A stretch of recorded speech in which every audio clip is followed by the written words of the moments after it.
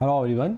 So recently honourable prime minister Ethiopia के दौरे पे गए हैं और इथोपिया का दौरा काफ़ी खास होने वाला है क्योंकि आपको पता होगा इंडिया एक फिलॉसफी को अपनाता है जिसका नाम है वासुदेव कुटुंबकम। जिसका अर्थ ये होता है कि वन अर्थ वन फैमिली। और आपको पता है इंडिया अभी ग्लोबल साउथ को रिप्रेजेंट करता है। इंडिया बोलता है कि वो ग्लोबल साउथ का ग्लोबल लीडर है, मतलब साउथ का अगर एक्चुअल मात्रा में कोई रिप्रेजेंटेट करता है तो वो करता है इंडिया।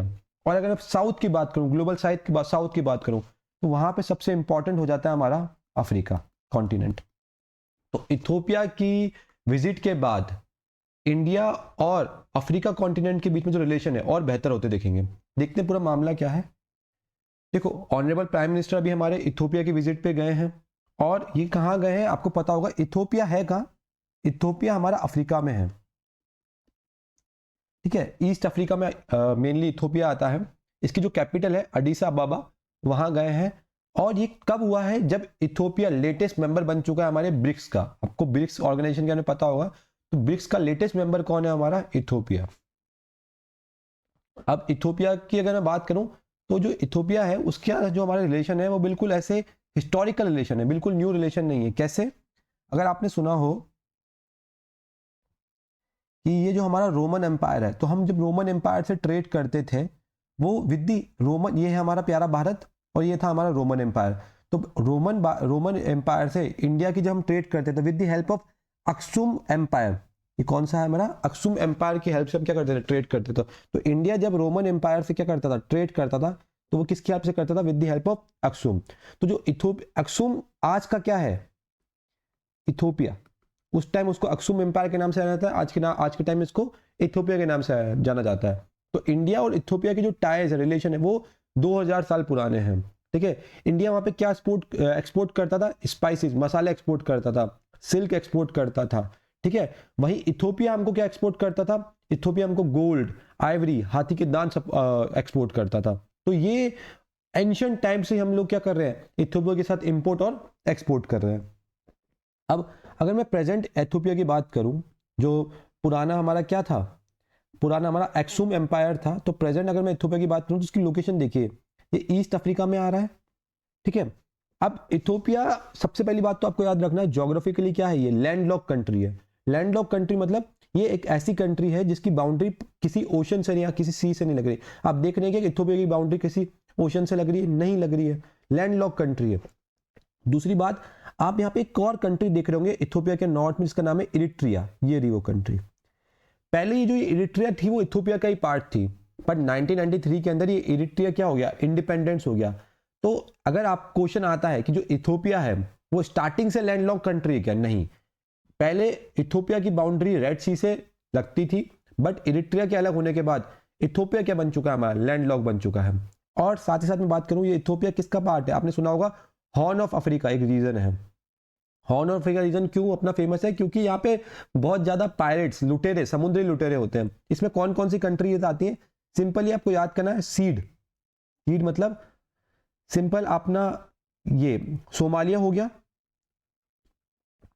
फिर इथोपिया हो गया, इरिट्रिया हो गया, एट लास्ट जिबूती। ये जिबूती आप कंट्री देख रहे होंगे। तो सीट से याद करना है कि हॉर्न ऑफ अफ्रीका में जो ईस्ट में आता है उसमें कौन कौन सी कंट्रीज है, और ये रीजन किसके लिए फेमस है? पायरेट्स के लिए, अपने समुद्री लुटेरों के लिए, ठीक है। तो जिबूती हो गया, इरिट्रिया हो गया, इथोपिया हो गया और ये सोमालिया हो गया। ये चार कंट्री क्या होती हैं? चारों कंट्री मिलकर क्या बनाती है? हमारी हॉर्न ऑफ अफ्रीका बनाती है। और इथोपिया क्यों इंपॉर्टेंट हो जाता है स्टूडेंट्स? क्योंकि इथोपिया सेकेंड लार्जेस्ट कंट्री है पॉपुलेशन वाइज अफ्रीका के अंदर, ठीक है। After Nigeria second largest country जिसके पास पॉपुलेशन सबसे ज्यादा, दैट इज इथोपिया। और आपको मैं इथोपिया के रिगार्डिंग बताऊं, ये फास्टेस्ट ग्रोइंग इकोनॉमी है। इथोपिया वो कंट्री जो अफ्रीका की फास्टेस्ट ग्रोइंग, जिसमें सबसे ज्यादा जल्दी क्या हो रही है? ग्रो हो रही है। और अफ्रीका के रिगार्डिंग क्या, ये इथोपिया के रिगार्डिंग क्या बताऊं मैं आपको? इथोपिया वो कंट्री है स्टूडेंट्स जहां पे इंडिया का पीपल टू पीपल कनेक्ट बहुत ज्यादा है, जहां पे डेमोक्रेसी है, जहां पे मिलिट्री कूप क्या है? कम है। तो अगर मैं मरीन ट्रैप की बात करूं तो इथोपिया ने अगर बोला है कि, आपको पता है ना, ये जो जिबूती वाला एरिया है स्टूडेंट्स, ये पूरा का पूरा जिबूती अब कंट्रोल में आता है चाइना के, अनऑफिशियली। क्यों? क्योंकि जिबूती ने चाइना से बहुत ज्यादा मात्रा में क्या लिया? लोन लिया। उस बदले में जिबूती ने चाइना को अपने सारे के सारे क्या दे दिए, कोस्टल एरियाज दे दिए। अब चाइना की जो आर्मी है वहाँ, चाइना की जो नेवी है वो जिबूती में डिप्लॉयड है। चाइना को ये क्यों चाहिए था, क्योंकि चाइना को कंट्रोल करना था रेड सी को, गल्फ ऑफ एडन को, ताकि वो अच्छे से अच्छा व्यापार कर सके यूरोप के साथ, गल्फ के साथ। तो चाइना ने पूरा ये जो जिबूती, आप देखिए ना कितना इंपॉर्टेंट एरिया है, अगर कोई शिप यहाँ से आएगा तो कितना इंपॉर्टेंट हो जाता है हमारा जिबूती वाला एरिया, ठीक है। तो उसको काउंटर करने के लिए अब क्या बोल रहा है इथोपिया कि हम क्या करेंगे, जिबूती का अल्टरनेटिव ढूंढेंगे। कैसे ढूंढेंगे, इथोपिया बोलता है कि हम ट्रेड यू ना करके हम with the help of Somalia से हम क्या करेंगे, ट्रेड करेंगे। तो अभी इथोपिया के अंदर ये प्रपोज आया कि हम जो ट्रेड होगी वो द हेल्प ऑफ सोमालिया होगी, ना भी जिबूती से होगी, क्योंकि जिबूती में अब चाइना का इन्फ्लुएंस बहुत बढ़ता जा रहा है। तो ये इंडिया के लिए काफी ज्यादा अपॉर्चुनिटी टाइप की सिचुएशन हो गई है। इससे इंडिया का जो पोर्ट सिस्टम है और स्ट्रांग हो पाएगा। क्या पता जो हमारे ऑनरेबल प्राइम मिनिस्टर पोर्ट्स के रिगार्डिंग बात करके आए, इंडिया का जो लॉजिस्टिक है, जो सामान को बेचना है गल्फ में या यूरोप में, वो इजीली इंडिया यहां से कनेक्ट कर पाएगा। अब मैं बता रहा हूं ना आपको, चाइना ने यहाँ जी देखिए पूरी चाइनीज आर्मी है, चाइनीज नेवी, चाइनीज आर्मी पूरा जिबूती को कंट्रोल कर रखा है, ठीक है। तो चाइना ने अपना मिलिट्री बेस तक बना दिया जिबूती के अंदर, ठीक है। और जिसने जिबूती पे कब्जा कर लिया, यहाँ पे आपको पता है एक जल संधि जिसका नाम है बाबल मंदी। तो जिसने जिबूती पे कंट्रोल कर लिया वो बाबल मंदी पे कंट्रोल कर लेगा, वो रेड सी पे कंट्रोल कर देगा, वो यमन के पोर्ट गल्फ ऑफ एडन पे कंट्रोल कर सकता है। तो इंडिया और इथोपिया के रिलेशन अच्छे हो रहे हैं, क्यों, क्योंकि हम चाइना को क्या कर सके, काउंटर कर सके। अब आपको पता होगा कि जो इथोपिया है उससे लार्ज नंबर ऑफ क्या आते हैं हमारे पास, पेशेंट्स आते हैं, इथोपियन पेशेंट्स आते हैं। क्यों, क्योंकि हमारे यहाँ पे जो मेडिकल है वो क्या है, चीप है, सस्ता है, as compare to USA, as compare to Europe. जो हमारा मेडिकल है, हमारा जो डॉक्टर्स हैं वो उनको चीप पड़ता है। दूसरी बात, क्वालिटी भी मिलता है उनको यहाँ पे। और आपने सुना होगा बहुत सारे जो इथोपिया के स्टूडेंट्स हैं वो यहाँ पे आके क्या करते हैं, एमबीबीएस करते हैं। तो इससे हमारा मेडिकल टूरिज्म बढ़ेगा और हमारी इकोनॉमी को भी क्या बढ़ेगा, बेनिफिट पड़ेगा। तो large number of Ethiopian medical students यहाँ पे आते हैं। यहाँ पे आके इवन जो वहाँ के लोग हैं वहाँ पे यहाँ पे आके इलाज भी करवाते हैं, क्योंकि इंडिया में उनको बेटर डॉक्टर्स और साथ ही साथ बेटर फैसिलिटीज मिलती है। और आपको बताऊं, आपने सुना होगा अगर हम बात करें मिनरल्स की, तो जो क्रिटिकल मिनरल्स हैं और रेयर अर्थ मिनरल्स हैं उनका पावर हाउस है, मतलब बहुत ज्यादा मात्रा में इथोपिया में critical minerals and rare earth minerals मिलते हैं। क्रिटिकल मिनरल्स मतलब वो मिनरल जो हमारी इकोनॉमी के लिए बहुत इंपॉर्टेंट है। रेयर अर्थ मिनरल्स मतलब जिनका जो इंपैक्ट है वो बहुत ज्यादा है। फॉर एग्जाम्पल लिथियम, टैल्टम, ये सब चीजें कहाँ मिलती है हमको, इथोपिया में मिलती है। इनका इस्तेमाल कहाँ होगा, इलेक्ट्रिकल व्हीकल्स में, सेमीकंडक्टर चिप्स में, सोलर पैनल्स में। ये क्रिटिकल मिनरल्स और रेयर अर्थ मिनरल्स हमारे को जरूरत पड़ती है। और आपको पता होगा कि जो इथोपिया है उधर एक रिवर है जिसका नाम क्या है, और उधर एक वो है अपना लेक ताना। क्या है, लेक ताना। उस लेक ताना से हमारी क्या निकलती है, ब्लू नाइल निकलती है। बहुत बड़ी रिवर है अफ्रीका की ब्लू नाइल। तो ब्लू नाइल का ओरिजिन कहाँ से होता है, लेक ताना में। और लेक ताना कहाँ पे है तुम्हारे, इथोपिया के अंदर है। तो अगर इतनी बड़ी लेक है, इतना बड़ा रिवर है, तो वहां पे हमारे पास क्या है, रिन्यूएबल एनर्जी का क्या स्कोप है। हम वहां पे हाइड्रो पावर प्लांट्स लगा सकते हैं, उनको टेक्नोलॉजी ट्रांसफर कर सकते हैं, ठीक है। और अडानी इसमें काफी अग्रेसिव है हाइड्रो पावर प्लांट लगाने में, अडानी कंपनी। तो India as a renewable energy भी इथोपिया के साथ क्या कर सकता है, अच्छे संबंध बना सकता है।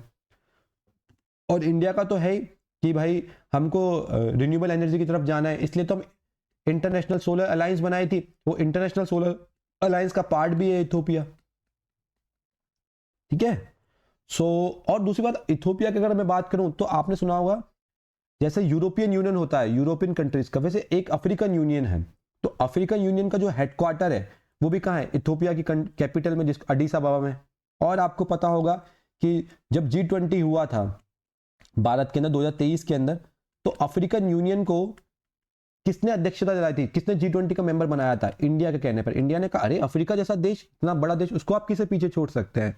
तो हमने अफ्रीका को भी किसमें इंक्लूड किया था हमारे G20 के अंदर। तो काफी आपने वो क्लिप्स भी देखी होगी G20 के अंदर कि कैसे ऑनरेबल प्राइम मिनिस्टर ने बोला था कि अफ्रीका जैसे कंट्री को हमको G20 जैसे ग्रुप में शामिल करना चाहिए। तो अफ्रीका यूनियन को हमने जोड़ा। तो ये वही अफ्रीका यूनियन है जिसका हेडक्वार्टर कहाँ है, अपना अडीस अबाबा, जो इथोपिया की कैपिटल है, ठीक है। तो इससे ये शो क्या करता है कि इंडिया जो ग्लोबल साउथ है उसका एज अ लीडर बन के उभर रहा है, ठीक है। इंडिया पूरे ग्लोबल साउथ को रिप्रेजेंट कर रहा है, चाइना को काउंटर करने का ट्राई कर रहा है। और आपको पता है इथोपिया अभी लेटेस्ट क्या बना है, ब्रिक्स का मेंबर बना है। यहाँ पे इमेज भी देख पा रहे होंगे, ठीक है, ब्राजील है, चाइना है। तो ब्रिक्स का लेटेस्ट मेंबर कौन बना है हमारा? इथोपिया बना है। आप मुझे कमेंट बॉक्स में जरूर बताइएगा कि ब्रिक्स में एट प्रेजेंट अभी कितने मेंबर्स हैं, ठीक है। अब मैं बात करूं पॉलिटिकल एंड डिप्लोमेटिक रिलेशन की, इथोपिया के साथ हमारे पास हिस्टोरिकल रिलेशन तो है, पर पता है इथोपिया कंट्री में हमारी एम्बेसी है, उनकी एम्बेसी हमारी कंट्रीज में, एम्बेसी मतलब राजदूत, जहाँ पे हमारे उनके लोग आके यहाँ बैठते हैं और हमारे लोग वहां जाके बैठते हैं, IFS officer, Indian foreign officer. साथ ही साथ इथोपिया स्ट्रांगली सपोर्ट करता है इंडिया का कि इंडिया को UNSC, United national security council, जिसमें 5 कंट्रीज हैं, उसमें इंडिया को क्या देनी चाहिए? एक जगह देनी चाहिए, इंडिया को भी एज अ परमानेंट मेंबर शामिल करना चाहिए, ठीक है। अभी इथोपिया वैसे इसलिए न्यूज में आ रहा है क्योंकि आपको याद होगा एक हाईली गिब्बी करके वॉल्केनो निकला था, जो 1200 साल बाद निकला था। अब 1200 साल बाद एक वॉल्केनो निकला, ज्वालामुखी निकला, और जिसकी जो वो थी, धुआं था, स्मोक था, वो कहाँ आ रहा था? इंडिया के अंदर आ रहा था, जिससे दिल्ली में ऑलरेडी पॉल्यूशन था और वो और इंक्रीज हो गया था, राजस्थान में पॉल्यूशन इंक्रीज हो गया था, गुजरात वाले एरिया में पॉल्यूशन इंक्रीज हो गया था, क्योंकि 1200 साल बाद क्या देखने को मिला था? वॉल्केनो निकल देखते हुए मिला था। ये कोई एक्टिव वॉल्केनो नहीं था, ये हमारा पैसिव वॉल्केनो था। साथ ही साथ अगर मैं इथोपिया की बात करूं तो आपने सुना होगा एक ईस्ट अफ्रीकन रिफ्ट वैली, जहां पे बहुत ज्यादा मात्रा में क्या निकलते हैं? वॉल्केनोस होते हैं। ज्योग्राफी के अंदर पढ़ते हैं ना रिफ्ट वैलीज, जहां पे हमारी डाइवर्जेंस बाउंड्री है, 2 प्लेट अलग अलग हो रही हैं। तो ये Ethiopia east African rift valley का क्या है? पार्ट है। इकोनॉमिक कॉपरेशन की बात करें, इकोनॉमिक कॉपरेशन की बात करें तो इंडिया बहुत ज्यादा मात्रा में क्या करता है? क्रेडिट प्रोवाइड करता है। किसको? इथोपिया के। लाइन ऑफ क्रेडिट को हमने और बढ़ाने की बात करें कि हम इथोपिया को और उधार देंगे। और पर इंडिया जब उधार देता है तो ऐसे चाइना की तरह नहीं कि दूसरी कंट्री को बर्बाद ही करता है। हम ह्यूमैनिटेरियन ग्राउंड पे किसी को वो दान करते हैं। हम चाहते हैं कि उस देश का भी क्या हो सके, वहां पे एजुकेशन प्रमोट हो सके, हेल्थ प्रमोट हो सके, उधर का इंफ्रा अच्छा हो सके, ठीक है। तो भारत ने जो लाइन ऑफ क्रेडिट्स है, मतलब और उधार देने की बात करी है, और एक्सटेंड करने की बात करी है। इवन 600 से ज्यादा इंडियन कंपनीज कहाँ स्थापित है? हमारी इथोपिया के अंदर है। तो इथोपिया भारत के लिए काफी इंपॉर्टेंट हो जाता है।